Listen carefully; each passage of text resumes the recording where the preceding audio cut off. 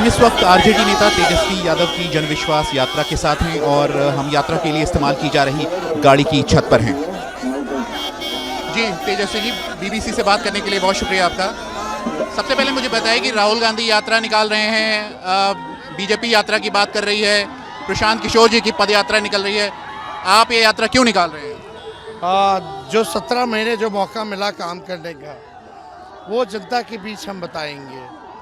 और जिस हिसाब से माहौल है देश में, लोकतंत्र खतरे में है, जिस हिसाब से संविधान खतरे में है, और जिस हिसाब से बीजेपी जो है सारे कॉन्स्टिट्यूशनल इंस्टीट्यूशंस को हाईजैक कर रही है, पैसों से और सेंट्रल एजेंसियों से डरा धमका करके जो स्टेबल गवर्नमेंट है उनको गिराने का प्रयास किया जा रहा है, रीजनल्स पार्टी को तंग किया जा रहा है, ऑपोजिशन को तंग किया जा रहा है, उस बारे में हम बताने जा रहे हैं। और हम ये भी कहना चाहते हैं कि जो हमने काम किया है, जो असल मुद्दा है, मुद्दे की बात होनी चाहिए।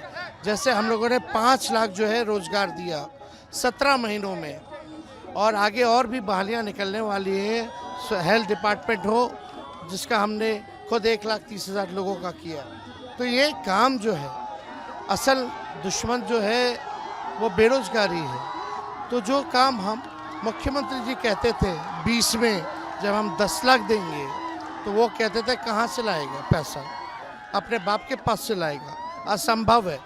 तो वैसे मुख्यमंत्री से अगर हमने नियुक्ति पत्र बंटवाई 5 लाख, तो अगर विल पावर हो, इच्छा शक्ति हो, तो काम किया जा सकता है।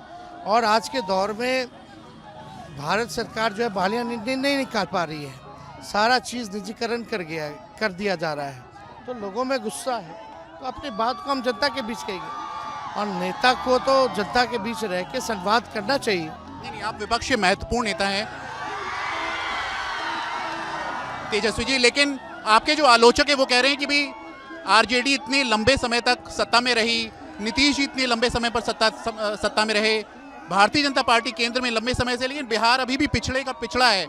तो आप पर लोग भरोसा क्यों करें, आपकी बातों पर क्यों भरोसा करें? देखिए, पिछड़ा है, पॉपुलेशन यहाँ जो डेंसिटी पॉपुलेशन जो है काफ़ी ज़्यादा है, लेकिन फिर भी हम चाहते हैं कि चाहे बाढ़ हो, सुखाड़ हो, लैंडलॉक्ड स्टेट हो, समस्या है हमारे साथ जियोग्राफिकली, लेकिन फिर भी इस चीज़ों को जो है हम लोग आगे बढ़ा सकते हैं। बिहार को हमेशा से जो है नज़रअंदाज जो है किया गया है केंद्र के द्वारा, लेकिन जब यूपीए की जब सरकार बनी थी, उस दौरान जो है काफ़ी फंड्स जो है लाखों के लाख करोड़, 2.5 लाख करोड़ का पैकेज उस समय मिला था पूरे बिहार में। जिस हिसाब से लालू जी रेल मंत्री भी बने, तो 4-4, 3-3 कारखाने रेलवे के दिए जा रहे हैं। आज जितने व्हील बन रहे हैं, जो ट्रेनें दौड़ रही हैं, ये लालू जी के देन है। जो छपड़ा में बन रहा है, जो आपका मढ़ौरा में, आपका परसा में है रेलवे कारखाना, जी का भी है। तो सारी चीज़ें हम लोगों ने किया, लेकिन उस हिसाब से बिहार को कहीं ना कहीं से लगातार नज़रअंदाज सेंट्रली किया गया है। अब आप बताइए, अगर पहले कोई भी सेंट्रल स्कीम होता था, एक उदाहरण के तौर पे राजीव गांधी विद्युतीकरण योजना यूपीए के समय चलता था, उसमें स्टेट का शेयर 10%, 15% होता था, 90% जो है सेंट्रल गवर्नमेंट देती थी। अब नाम बदल दिया गया, दीनदयाल उपाध्याय विद्युतीकरण योजना कर दिया गया। अब 50-50% देना पड़ रहा है, यानी बोझ तो और आ गया। हम अपने ही कम रिसोर्स में ही जो कर पा रहे हैं वही कर पा रहे हैं। केंद्र से कोई खास मदद नहीं मिल रहा हम लोगों को। जो भी निवेश है, इन्वेस्टमेंट है, जिस हिसाब से आना चाहिए वो नहीं आ पा रहा। और कहीं ना कहीं जैसे हम जापान भी गए, और अभी हम जब सरकार में थे तो हमारे ही इंडस्ट्री मिनिस्टर थे, वो अमेरिका वगैरह भी गए। आईटी कंपनीज जो है अमेरिका की, वहाँ यहाँ पटना में भी ब्रांच खुला। हम लोग सब डेटा सेंटर्स खोल रहे थे।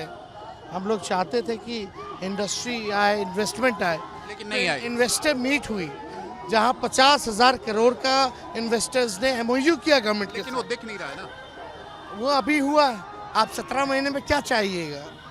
आपको माहौल बनाना पड़ता है, आपको लोगों के पास जाना पड़ता है, और फाइनली एक महीने पहले जब सरकार गिरी उससे पहले 50,000 करोड़ का एमओयू हुआ, तो अब तो फिर वही मुख्यमंत्री जी, अब कैसे चलेगा, सरकार बदल गई।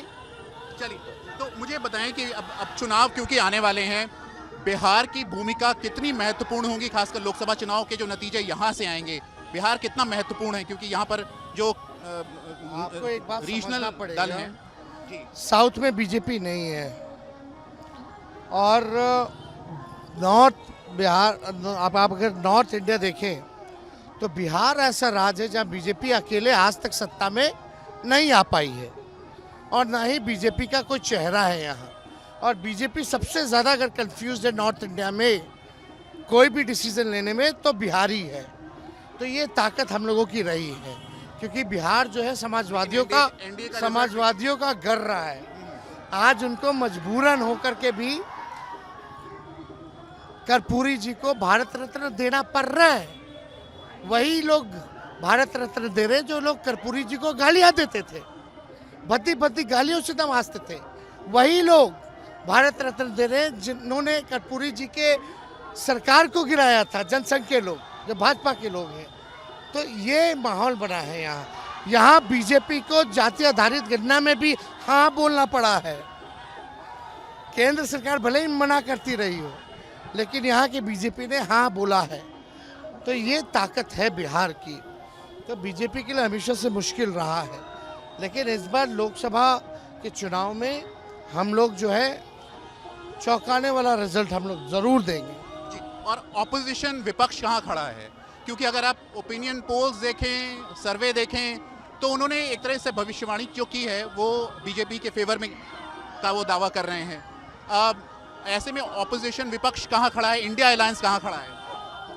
देखिए, बिहार से इंडिया अलायंस की शुरुआत हुई और नेचुरली अगर महागठबंधन की बात करें तो यहाँ कांग्रेस भी है, लेफ्ट भी है, अभी से नहीं बहुत पहले से। तो हम लोग बहुत ही मजबूत हैं यहाँ।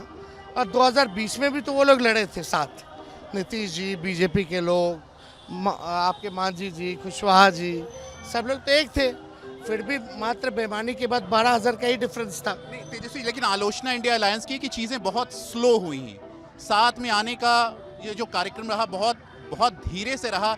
एक मंच पे बहुत सारे जो इंडिया अलायंस के नेता पहली बार अगर जवाब दे तो मेरे को लगता है जो 3-4 राज्यों में जो चुनाव था उस वजह से कांग्रेस के नेता जो है उन चुनावों में बिजी हो गए। ये एक बड़ा कारण रहा थोड़ा लेट होने का।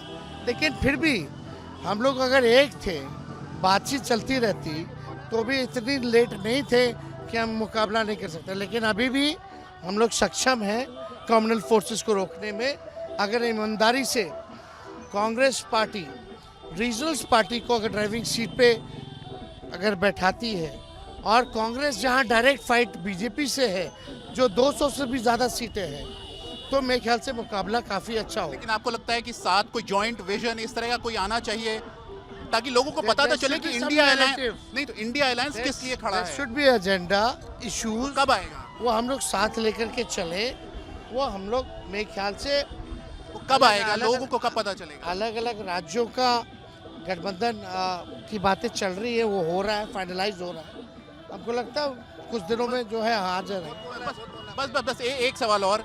लेकिन बिहार में तो क्लियर है, ईडी का समन्स आया है, आरोप लगे हैं करप्शन के, उसमें बीच में ये चुनाव यात्रा चल रही है। वो जब आप अच्छा काम कर रहे हो तो समझ जाना, अगर ईडी समन भेज रही हो, सीबीआई बुला रही हो, तो आप अच्छा काम कर रहे हो। एक बस आखिरी सवाल, नीतीश जी के साथ अभी संबंध कैसे हैं, खासकर जो एक्सपीरियंस रहा आपका?